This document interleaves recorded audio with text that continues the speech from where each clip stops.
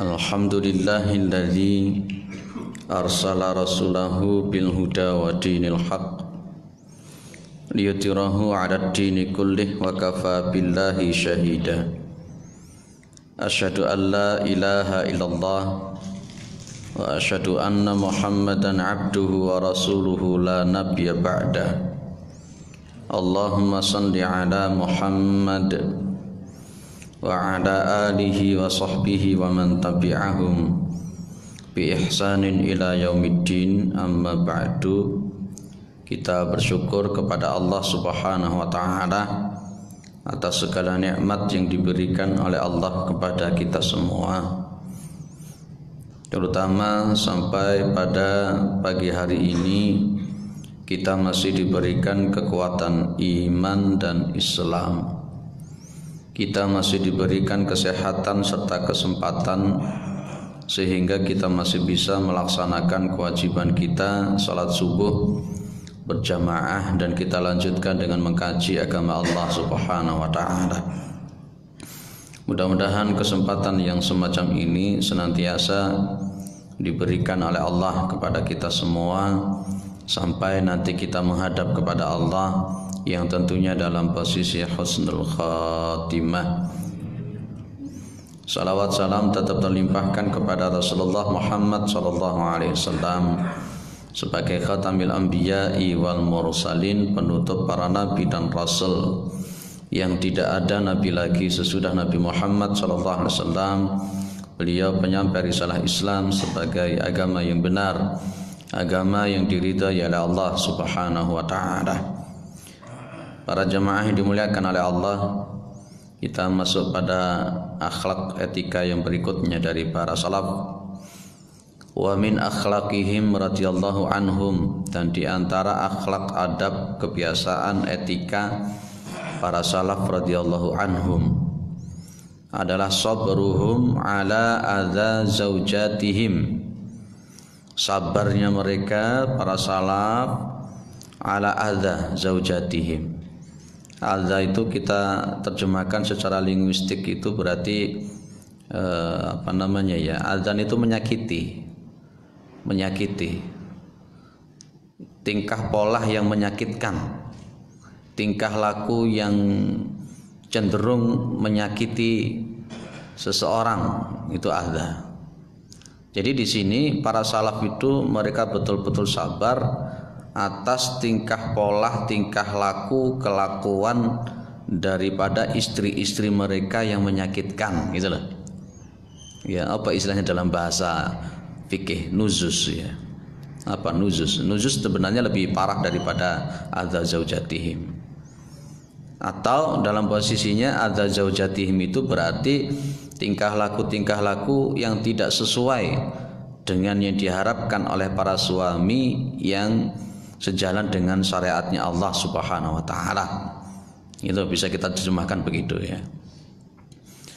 Wa syuhuduhum anna kullama bada min zaujati ahadihim, dan persaksian daripada para salaf, sesungguhnya setiap apa-apa yang tampak dari kelakuan para istri-istri mereka, minal mukhalifati lahu, dari pembangkangan, tidak taat kepadanya, pada suami itu apa? Suratu muamalatihi li rabbih, itu gambaran dari bagaimana tingkah lakunya kepada Tuhannya.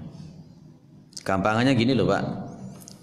Jadi para salaf itu meyakini bagaimana ketaatan dia kepada Allah itu berpengaruh kepada ketaatan dia, istrinya, kepada dia. Saya ulang, bagaimana ketaatan dia kepada Allah itu berpengaruh kepada ketaatan istri kepada dia.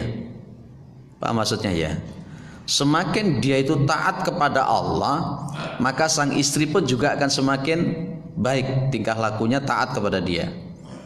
Semakin dia bermaksiat kepada Allah, kelakuannya semakin tidak bagus, maka sang istri pun juga akan kelakuannya tidak bagus. Kebalikannya juga begitu. Kalau seorang istri itu semakin tidak taat kepada Gusti Allah, semakin banyak bermaksiat kepada Gusti Allah, maka sang suami pun juga akan melakukan hal-hal yang sering menyakitkan kepada sang istri. Itu maksudnya di situ. Maksudnya di situ.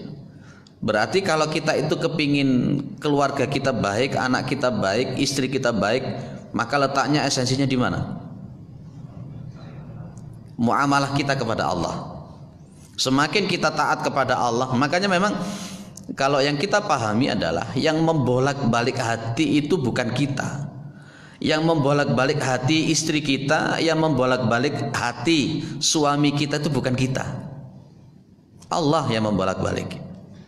Ketika kita semakin taat betul kepada Allah, kita semakin dekat kepada Allah, yakinkan Allah pun nanti akan membolak-balik hati istri atau suami kita. Tapi kalau jenengan itu cenderung untuk maksiat kepada Allah, cenderung menjauh dari Allah Subhanahu wa taala, ya nanti ya seperti itu nanti istri jenengan, anak-anak jenengan. Berarti esensinya di sana. Ya. Kalau dalam bahasa kita kan seringkali yang namanya air itu jatuh ya ke bawah. Yang namanya buah itu ya jatuhnya tidak jauh dari pohonnya. Kalau bapaknya suka rokokan itu, coba lihat aja anaknya pun juga kan suka rokokan. Kalau suaminya cenderung tidak mau sholat 5 waktu, ya istrinya juga begitu. Kalau sang istri pun cenderung tidak taat kepada Allah, ya suaminya ya ngono kuwi. Nah, inilah yang dipahami oleh para salaf. Maka mereka itu sabar betul menghadapi istrinya. Ya, mereka sabar menghadapi istrinya. Sang istri sabar menghadapi suaminya. Kenapa? Tingkah polanya suami atau tingkah polanya istri tergantung muamalahnya dia kepada Allah Subhanahu wa taala. Bangunlah di tengah malam, sepertiga malam yang akhir, sebut nama istri kita, sebut nama suami kita, sebut anak-anak kita, mintakan kepada Allah Subhanahu wa taala.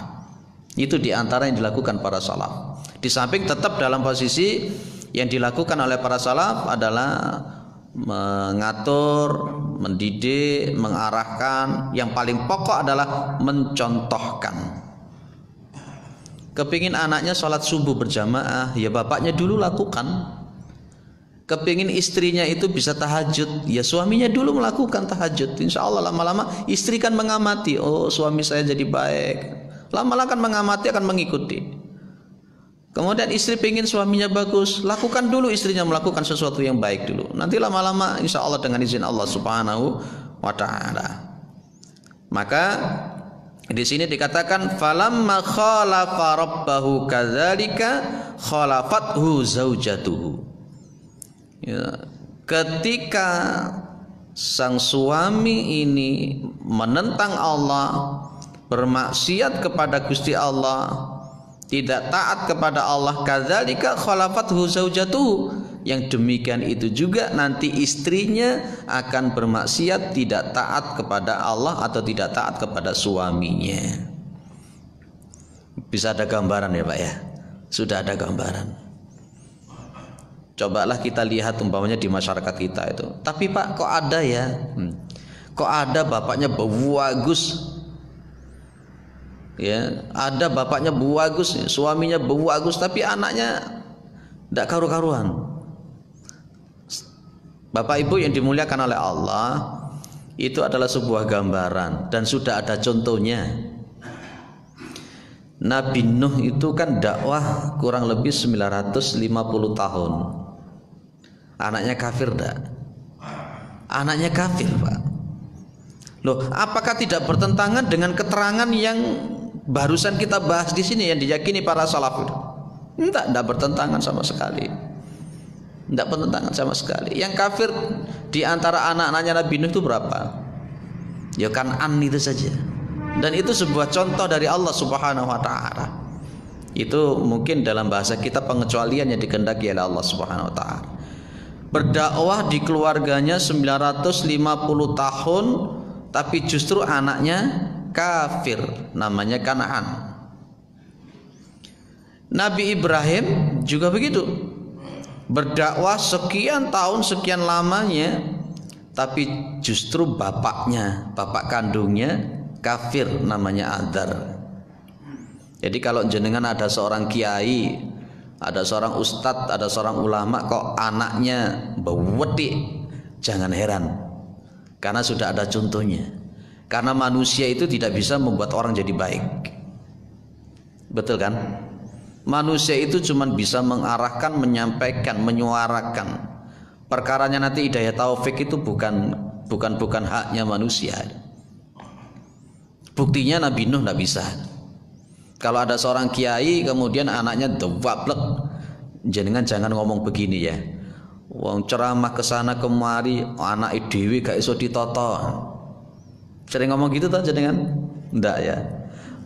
Ustadz ceramah kesana kemari, jadi ustadz ceramah kesana kemari, anaknya sendiri tidak bisa ditata.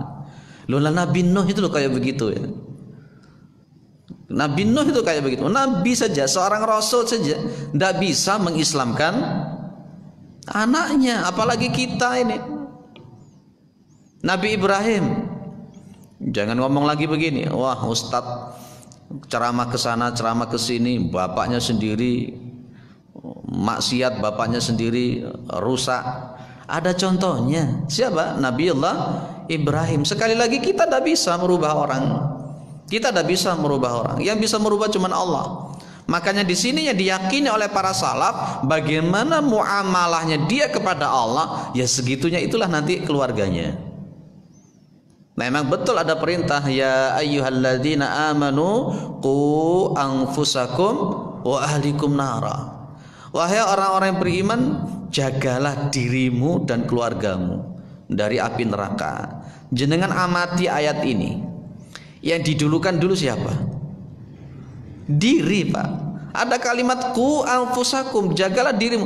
Jadi sebelum dandani keluarga, sebelum noto keluarga, sebelum mendakwahi keluarga, dirinya dulunya ditata. Pak, insya Allah nanti ngikuti itu.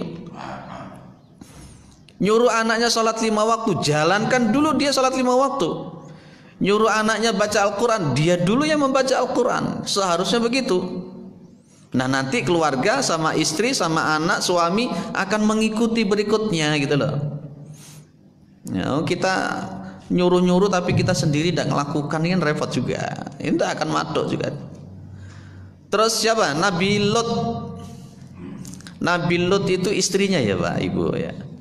Istrinya kafir Nabi Lut itu. Udah kurang apa Nabi Lut itu? Dakwah sekian tahun ternyata istrinya malah justru penyokong LGBT juga kafir. Nabi Lut. Jangan lagi ngomong begini, wah ustadz jadi kiai, jadi ulama, bojone ora kena ditoton. Loh ada contohnya, siapa? Nabi Lut. Sekali lagi saya berulang-ulang, kita tidak bisa merubah orang. Kita tidak bisa memberikan hidayah taufik kepada seseorang. Nabi kita Muhammad SAW, siapa yang tidak bisa didakwahi? Abu Talib, Abu Lahab, itu pamannya Nabi. Paman Nabi. Abu Talib itu kafir, Abu Lahab itu kafir. Duh, Nabi kurang apa dakwahnya? Sekian tahun, kurang lebih 23 tahun ya Nabi dakwah. Pamannya tidak bisa Islam. Jenengan sudah berapa dakwah? Dakwahnya sudah berapa tahun di keluarga? Halo? Yang bapak-bapak ini sudah nyontoni anak istrinya sudah berapa tahun? Berapa tahun sudah memberikan contoh kepada bapak, kepada anak dan istrinya? Kalau yang ibu sudah berapa tahun memberikan contoh kepada anak-anaknya?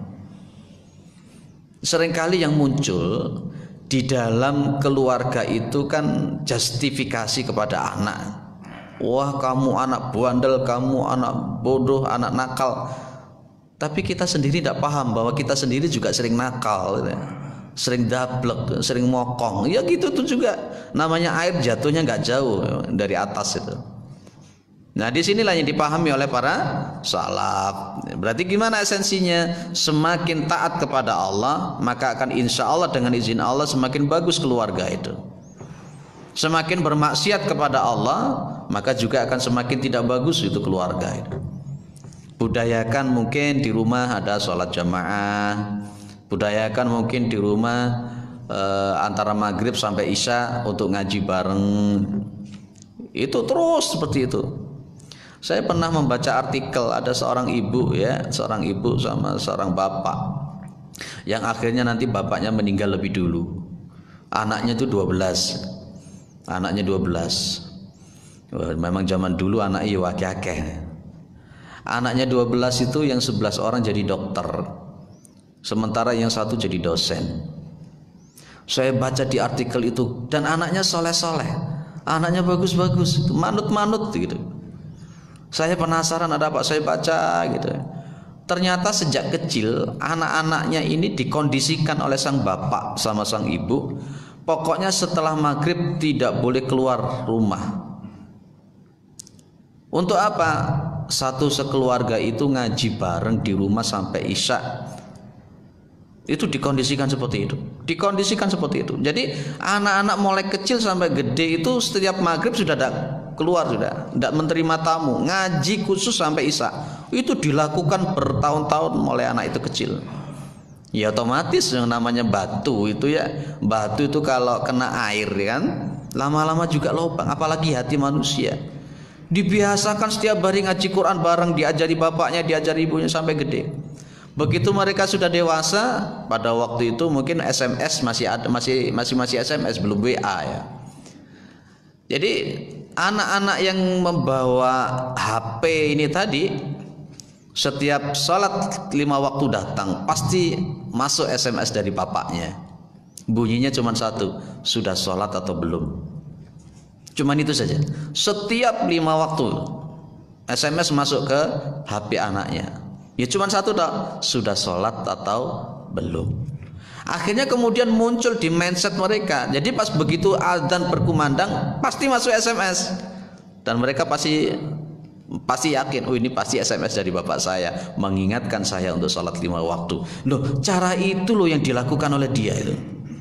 11 orang itu anaknya jadi bagus-bagus, soleh-soleh, dikondisikan habis maghrib bisa, TV dak ono, musik dak ada, maghrib sampai isya ngaji khusus. Kalau kita, halo, anak-anak kita habis maghrib saja kadang masih keluyuran ya. Anak-anak kita habis maghrib aja TV masih banter. Habis maghrib anak-anak kita HP masih nyala. Bagaimana jadinya kira-kira? Bapaknya sendiri pun baca Quran aja tidak pernah. Ibunya sendiri baca Quran juga tidak pernah. Sang suami baca Quran juga tidak pernah. Sang istri baca Quran tidak pernah. Bagaimana kemudian menginginkan sang istri jadi baik? Bagaimana menginginkan sang suami jadi baik sementara dia tidak menata? Itu Pak yang dilakukan para salaf. Ya, setelah ngaji model seperti ini, mari kita tata masing-masing. Ya, saya membuktikan apa yang dikatakan oleh para salaf ini. Nek saya beling itu saya ngeliat mesti anakku mesti roto bantah mata didik. Tapi kalau saya sudah mulai taat, kalau malam sudah 2:30 sudah mulai bangun sholat, didoakan anaknya, dibacakan Quran dan seterusnya.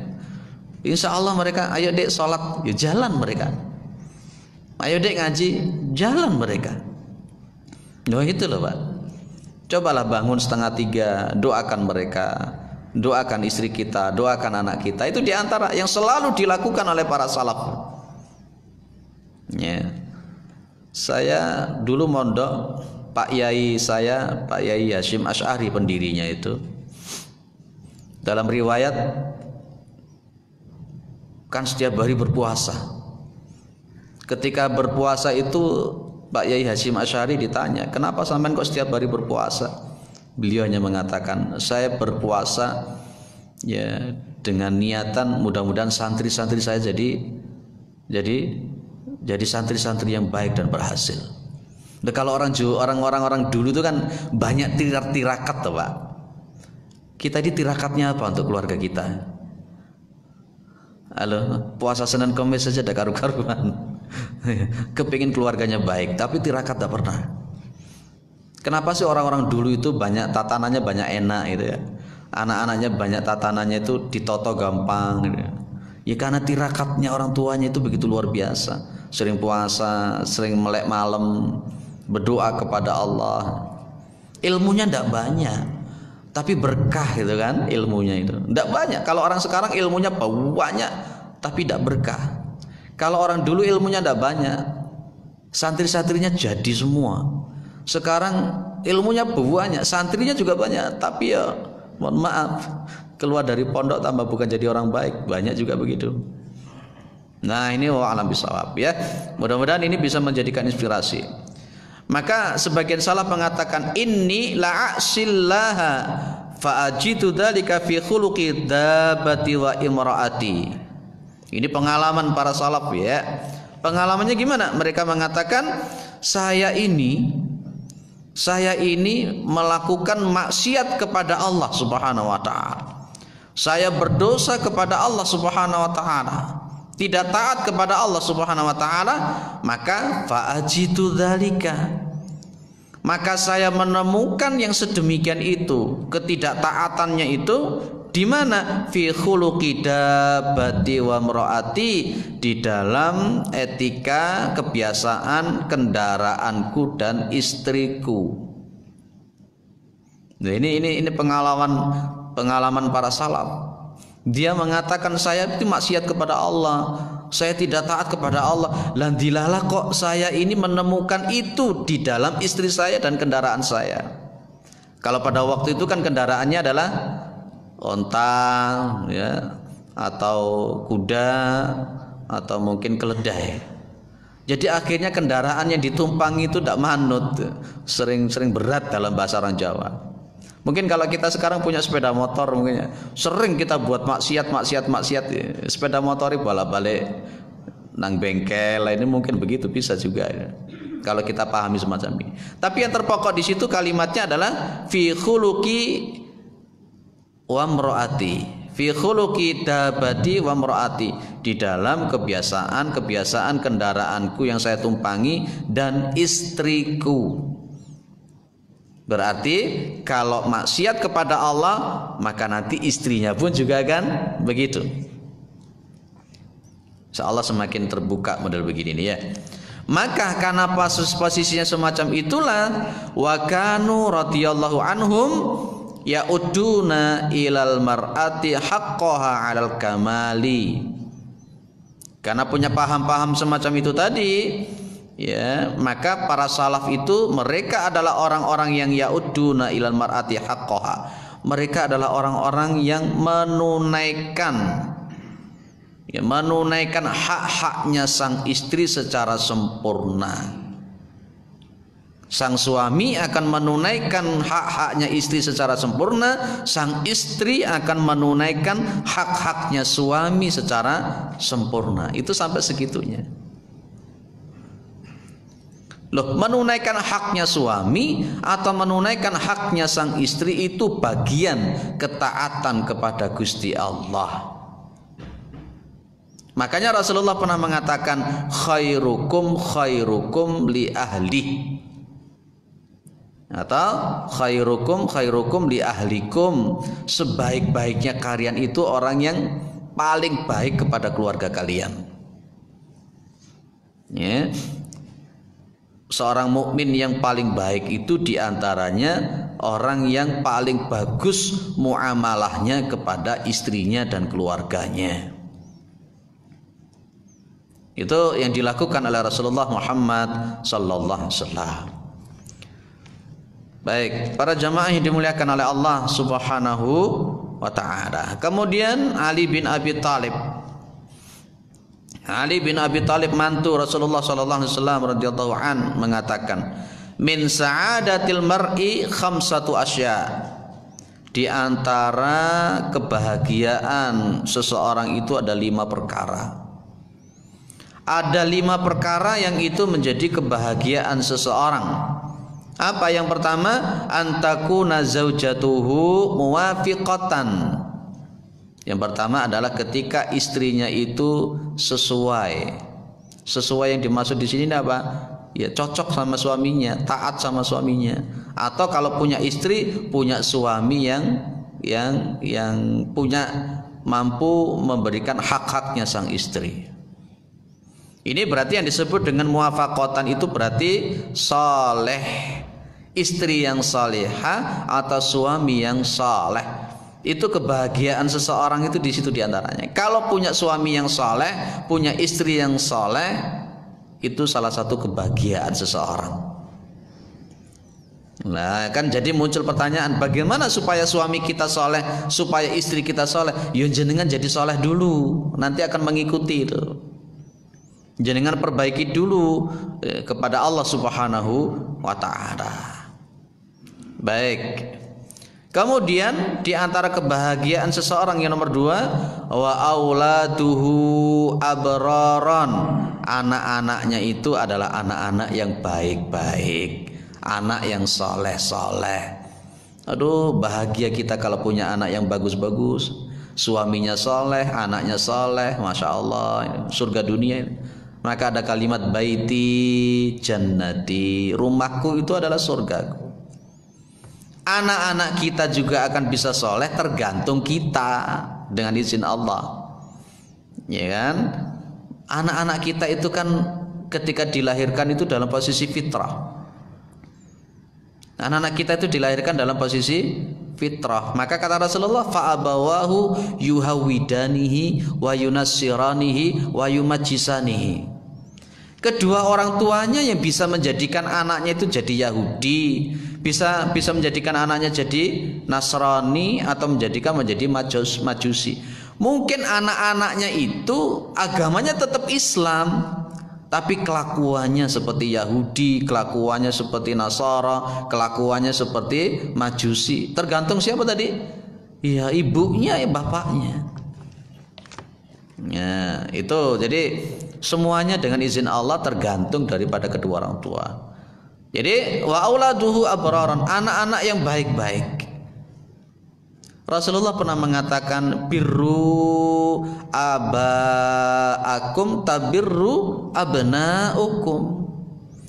Kamu berbuat baiklah kepada kedua orang tua, nanti anak-anak kalian pun akan berbuat baik kepada kalian. Sikap jenengan dulu kepada kedua orang tua itu akan berpengaruh kepada sikapnya anak jenengan kepada jenengan, gitu loh. Ketika di sebuah rumah sakit, di situ ada ibu-ibu yang sakit ya. Sakitnya cukup parah.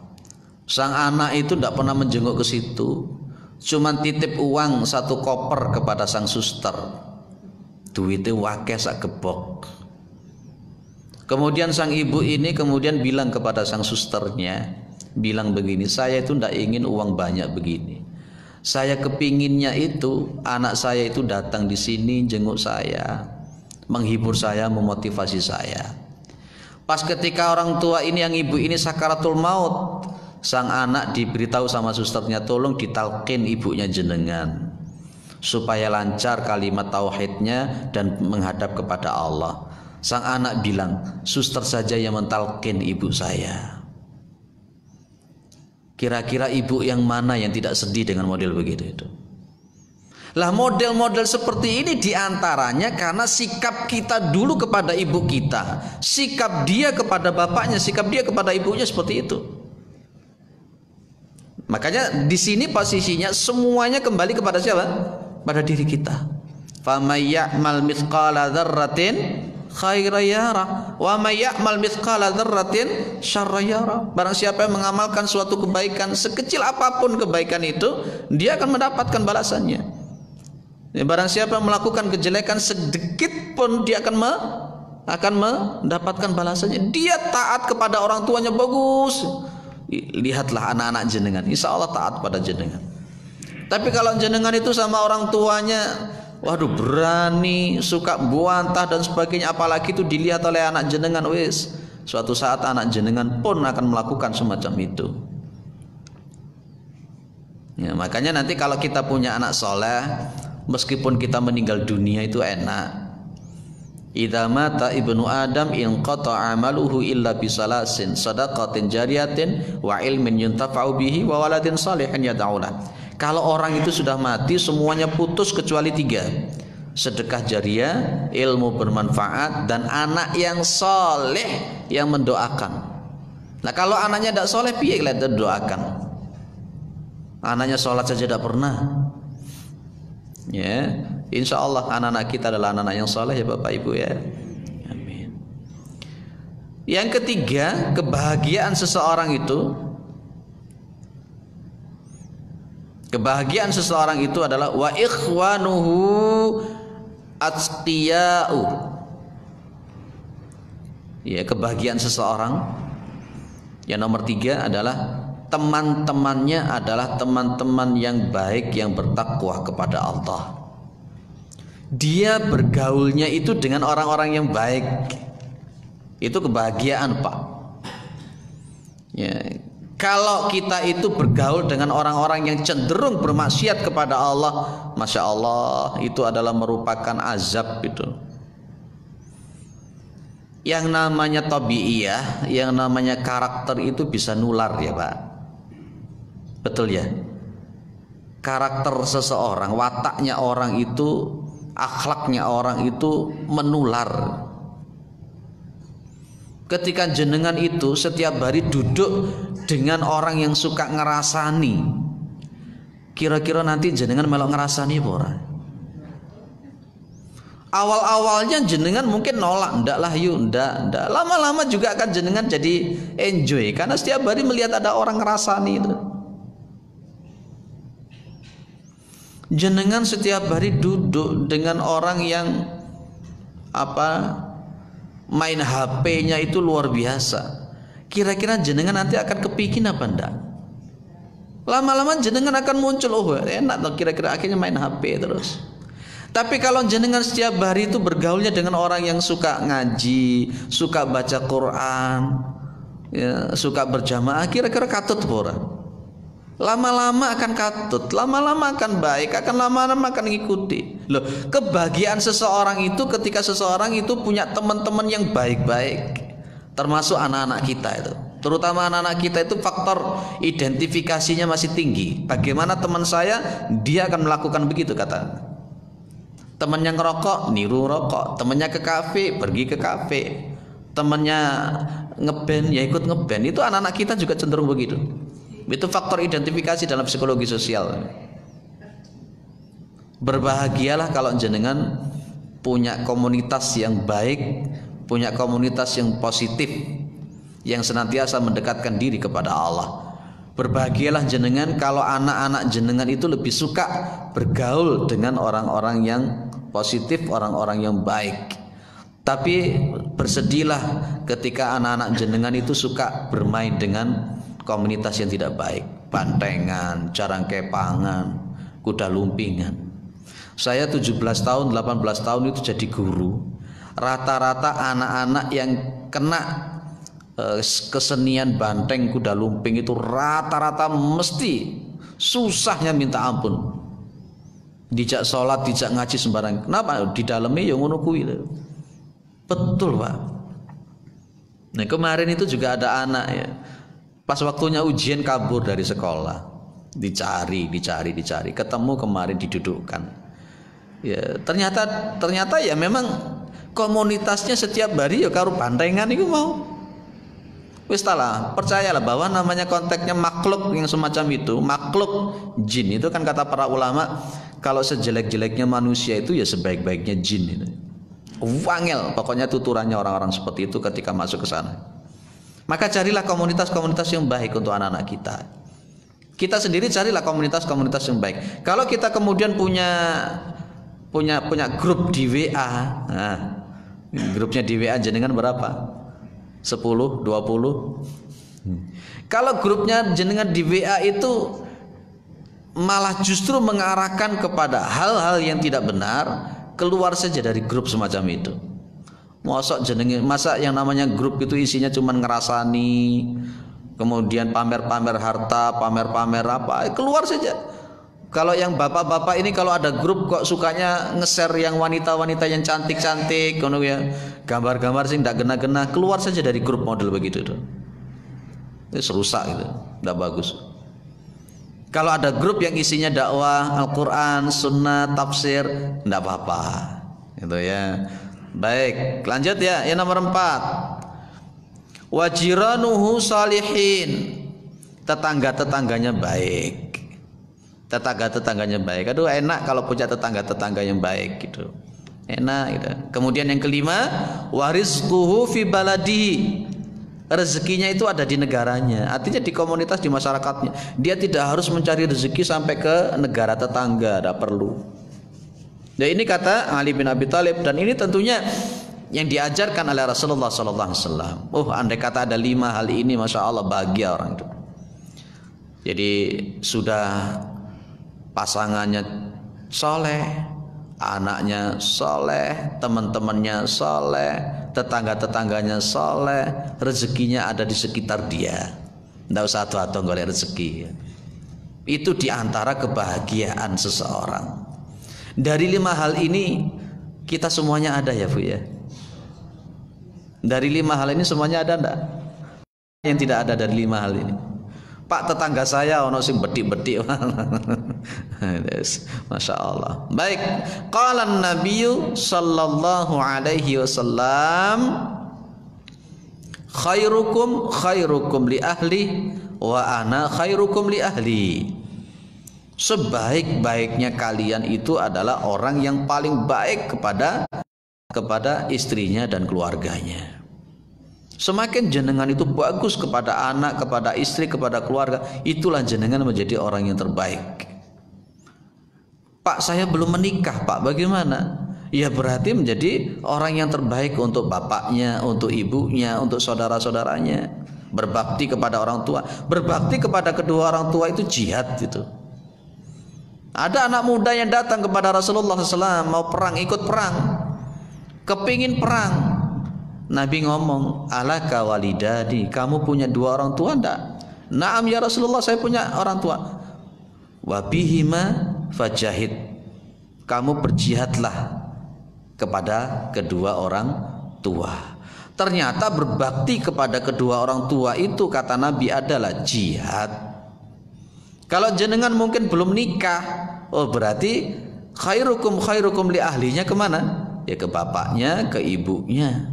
Apalagi seorang ibu, al jannatu tahta aqdamil ummahat, surga itu di bawah telapak kaki ibu. Juga kata Rasulullah, ridallahi fi ridal walidain wa sukhtullahi fi sukhtil walidain. Ridhonya Allah itu ya terletak di kedua orang tua, dan bentunya Allah, marahnya Allah itu ada di letaknya di kedua orang tua. Itu khairukum li ahli bagi orang yang belum menikah. Kalau orang yang sudah menikah, ya berbuat baik kepada istrinya, berbuat baik kepada suaminya, berbuat baik kepada anak-anaknya. Itu orang yang terbaik. Dan Kanjeng Nabi termasuk orang yang terbaik kepada keluarganya. Baik. Ahmad ibnu Harbin yaqulu, dia berkata, ini Ahmad ibnu Harbin ini menceritakan tentang siapa sebenarnya wanita yang saleh. Siapa sebenarnya wanita yang saleh. Dan nanti yang hal-hal semacam ini juga akan terdapat, kita kiaskan kepada wanita, pada laki-laki yang saleh itu yang kayak apa. Baik, nanti insya Allah orang-orang semacam ini akan masuk dalam surganya Allah Subhanahu wa ta'ala. Siapa wanita yang saleh? Wanita yang salihah itu yang siapa? Wanita yang salihah yang pertama adalah al-muhafadzatu 'alal khamsi. Al-muhafadzatu 'alal khamsi itu berarti wanita-wanita yang menjaga salat 5 waktu.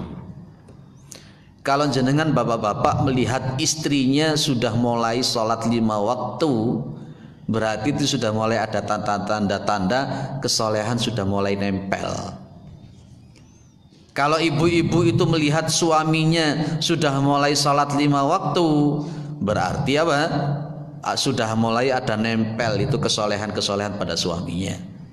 Tapi kalau jenengan melihat suami jenengan atau istri jenengan itu sudah sholat 5 waktu saja sudah keter. Apa keter itu? Apa bahasa Indonesia, bahasa Jawa ini keter? Keter ya apa Bu? Keter apa? Sing enak apa ya keter ya? Yes pokoknya orang tertib ngono lah.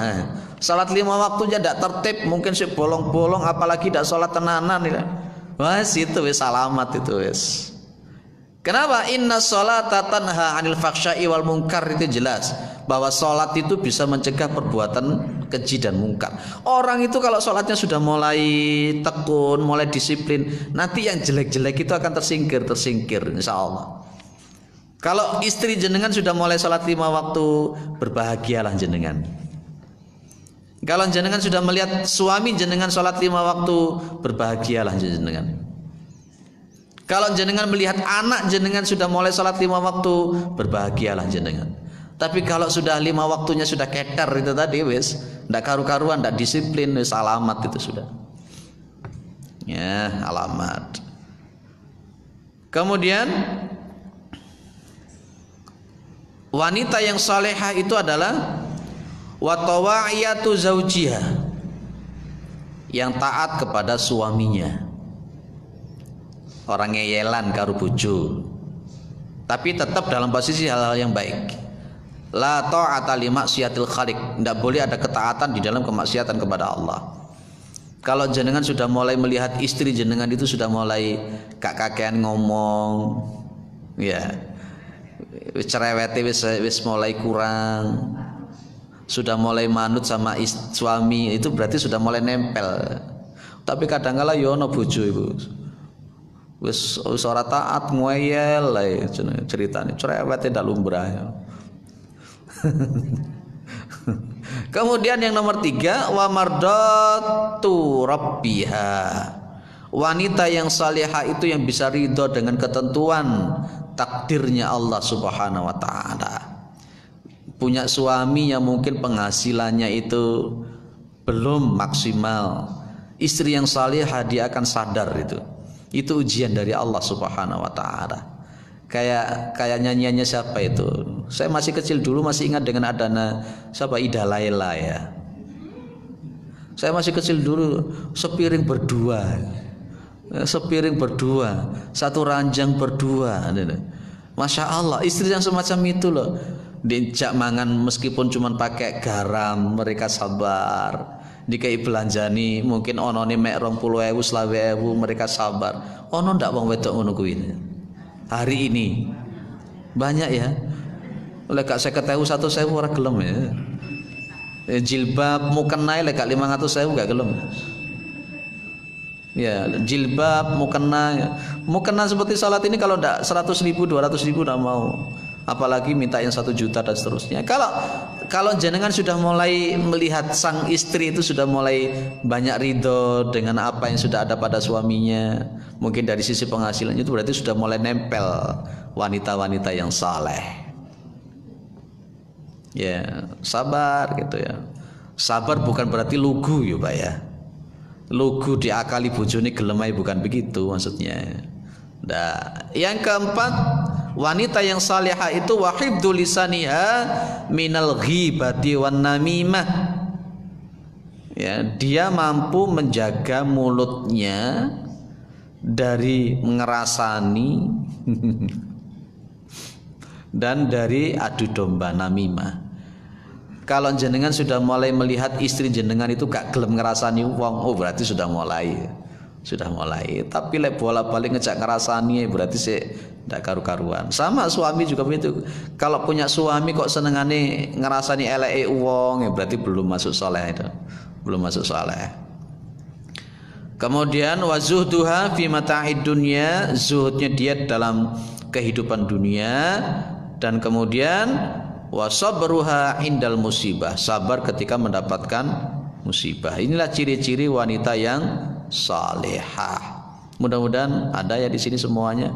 Ibu-ibu ini ada semuanya di sini kan? Ada ya. Salat 5 waktunya sudah jalan, taat sama suaminya, ridho kepada Tuhannya, jaga lidahnya, ndak ngerasani. Iki sing angel iku ninggal ngerasani gitu. Iya. Padahal ngono lek jenengan dirasani ngono ku ya ora gelem ya. Ngerasani bagus. ngerasani api. Baik, itu saya kira cukup. Maka mudah-mudahan keluarga kita ini adalah keluarga yang sakinah mawaddah warahmah ya Bapak Ibu. Suami kita adalah suami yang saleh, istri kita adalah istri yang salehah, anak-anak kita, keturunan-keturunan kita adalah anak-anak yang saleh dan salehah. Rezeki kita dilancarkan oleh Allah, diberkahi oleh Allah, umur kita diberkahi oleh Allah. Mudah-mudahan kita ini adalah orang-orang yang husnul khatimah. Mudah-mudahan kita ini adalah masuk dalam surganya Allah Subhanahu wa taala. Mudah-mudahan kita selalu istiqamah, diberikan kekuatan oleh Allah untuk taat kepada Allah dan Rasul-Nya.